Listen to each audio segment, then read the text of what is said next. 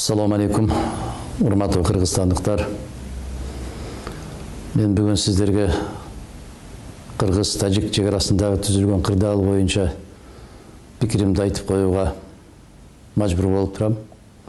Бул пикир эмес, керек болсо ошонун кайрылуу катарында тийиштүү кишилер кабыл алса туура болот. Тилекке каршы түн ичинде бир канча кишилер жаракат алып, бул дүйнө менен кош айтышкандар болуп калды. Бул өтө кайгылуу окуя. Биздин тарыхыбыздагы кайгылуу барактардын бири. Ушул иштерди болтурбай коюуга мүмкүнчүлүк бар беле деген суроо болот. Сөзсүз түрдө болот. Болтурбай коюуга мүмкүнчүлүк бар эле. Азыр да бар. Мындан ары карай күчөтпөй коюунун жолдору бар. Ал жолдор кайсылар? Биринчи кезекте Кыргыз Республикасынын бийлиги колунан иш келген азаматтарды ошол жерлерге коюу керек. Түк эч нерсени түшүнбөгөн, бул маселелер кантип чечилет, кандай жолдор менен чечилет, түшүнүгү жок, сабатсыз, бийликке жагынган инсандарды алып келип алгандын кесепетинен бир топ туура эмес иштер болуп келатат. Мындан ары карай да күчөп кетиши мүмкүн. Кудай ошондон сактасын.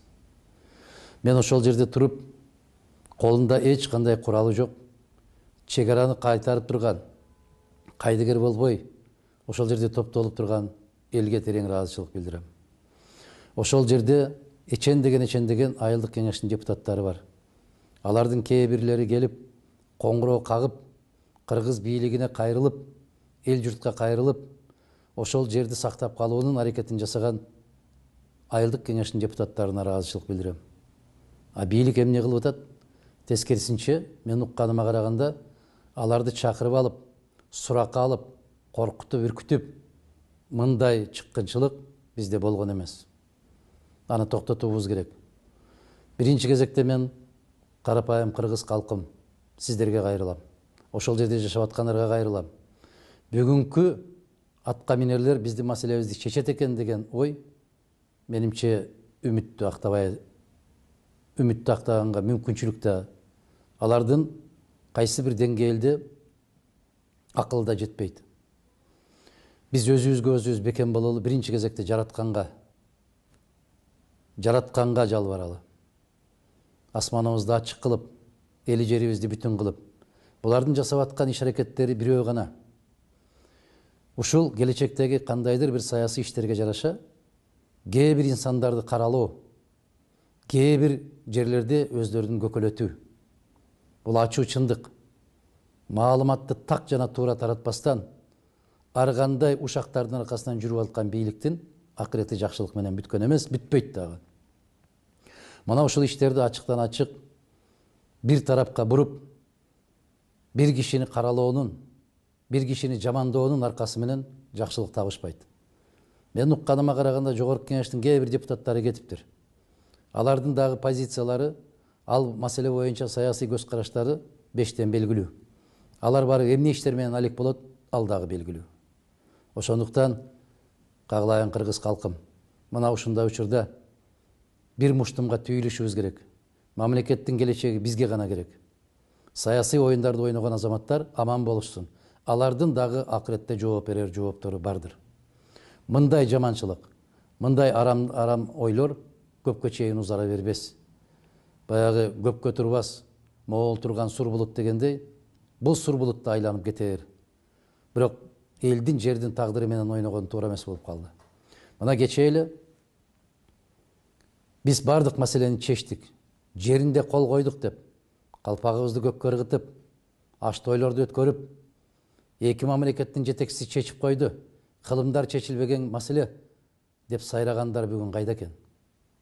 Ал маселелер чечилбей келген, чечилиши да кыйын. Дагы бир жолу айтам. Колуңардан келбейби? Колдон келе турган, маселени чече ала турган, мамлекеттин, элдин, журттун кызыкчылыгын коргой ала турган, көкүрөгүн тосо турган азаматтарга бошоткула да кеткиле. Колуңардан келбесе, айткыла, андан уялбагыла. Областтык деңгээлде болосунбу, райондук деңгээлде болосунбу, кайсыл деңгээлде жетекчи болсоң дагы айт, колумдан келбей калды. Келечектеги каргыштан коркуп атам. Мени бошотуп койгула. тепсе темир үзе турган, акыл менен таш жара турган азаматтар келип, ушул маселени чече турган болсо, ошолор келсин деген пикирди айткыла. Тырмышы болтурбагыла, кара ниеттик жасабагыла. Бул республикалык деңгээлдеги жетекчилерге дагы сөзсүз тиешеси бар. Улам барып келип, эч бир маселе чечпей келгениңерден пайда жок. Тескерисинче, күндөн күнгө ырбап баратат. Мына ушул жагдайда мен бүтүндөй кайдыгер эмес азаматтарга кайрылуу жасайм. Кандайдыр бир акыл калчайлы, мүмкүн бир чыгаар жолу бардыр. Келиңиздер, акыл кошуңуздар, пикириңиздерди айтыңыздар. Ал эми бийликке дагы бир жолу кайрылам. Колдон келген азаматтардан коркуп, калтырап, титиреп олтура бербестен, өзүңүздөрдүн акылыңыздар жетпеген жерге ошондой азаматтарды чакыргыла. Элибиз бир, жерибиз бир. Аны жоготсок, бизге кайра эч ким аны кайтарып бербейт. Мен ушундай кырдаалда бири-бирибизге ырылдашып айтышканды токтотуп, касиеттүү кыргыз жерин сактап калууга чакырам. Ар бир нерсеге акыл иштетели. Элибиз аман, жерибиз бүтүн, асманыбыз ачык болсун.